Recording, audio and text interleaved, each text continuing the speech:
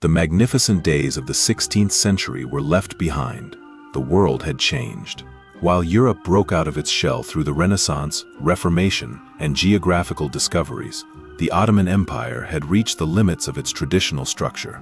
The Tulip period, which began with the Treaty of Sèvres in 1718, was not just an era of pleasure and entertainment. It was a turning point where the technical superiority of the West was officially acknowledged for the first time.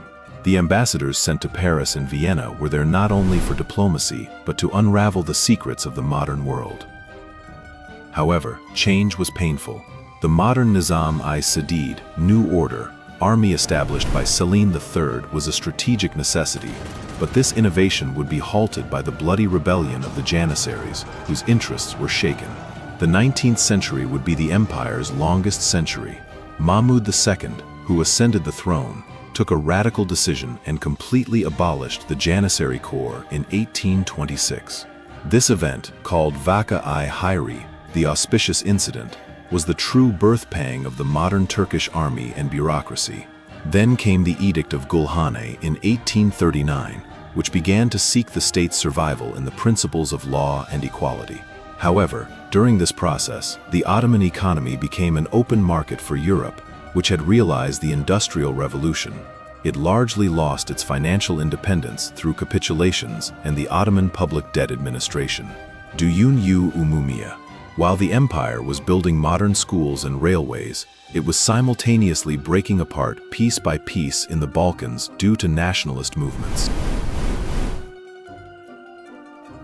The world had entered an era where the Great Game reached its peak.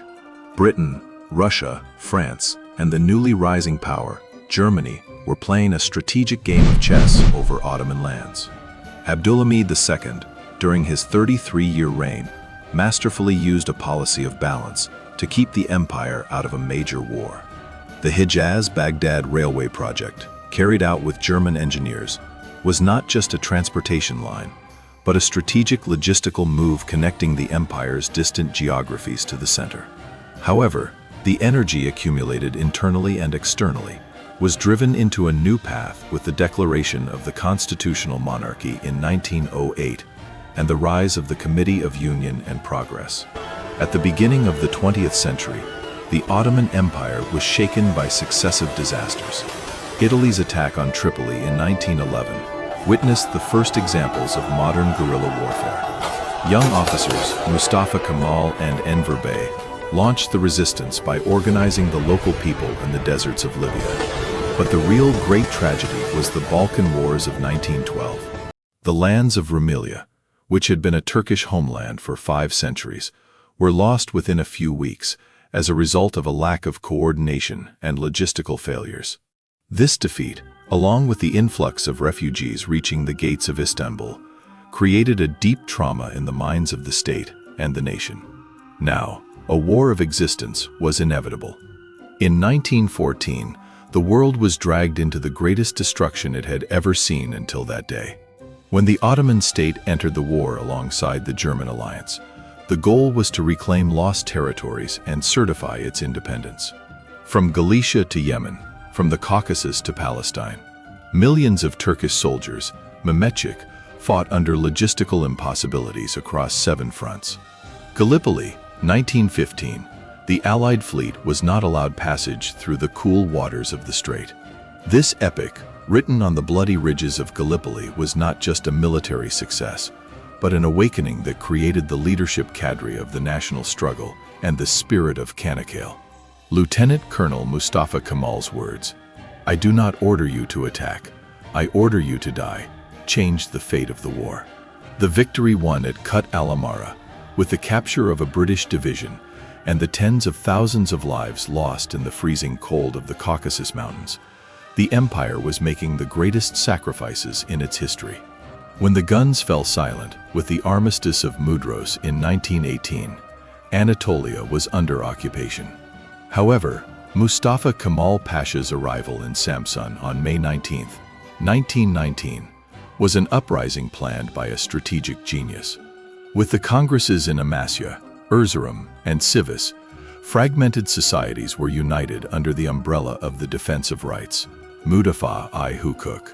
with the opening of the Grand National Assembly in Ankara on April 23, 1920, sovereignty was passing from the palace to the nation.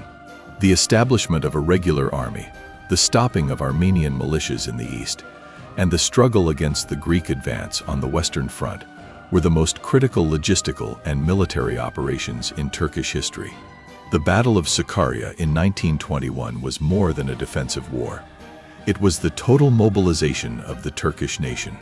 Mustafa Kemal Pasha's doctrine, there is no line of defense, but a whole area of defense, and that area is the entire motherland, went down in modern military history. After a year of secret and meticulous logistical preparation, the Great Offensive, which began on the morning of August 26, 1922, routed the enemy within a few days. With the liberation of Izmir on September 9th, Anatolian lands were cleared. As the guns fell silent with the armistice of Mudanya, it was time for the diplomacy table. The Treaty of Lausanne, signed in 1923, became the title deed of the new Turkish state and the definitive end of the capitulations. With the proclamation of the Republic on October 23, 1923, a thousand-year-old state tradition was crowned with the Republican form. With fundamental reforms such as the abolition of the Caliphate, unification of education, legal revolution, and the alphabet reform, Turkey stripped away the remnants of the Middle Ages and took its place in the contemporary world.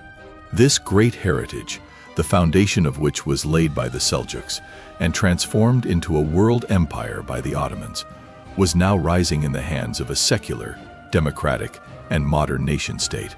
This great march, born from its ashes, continues today.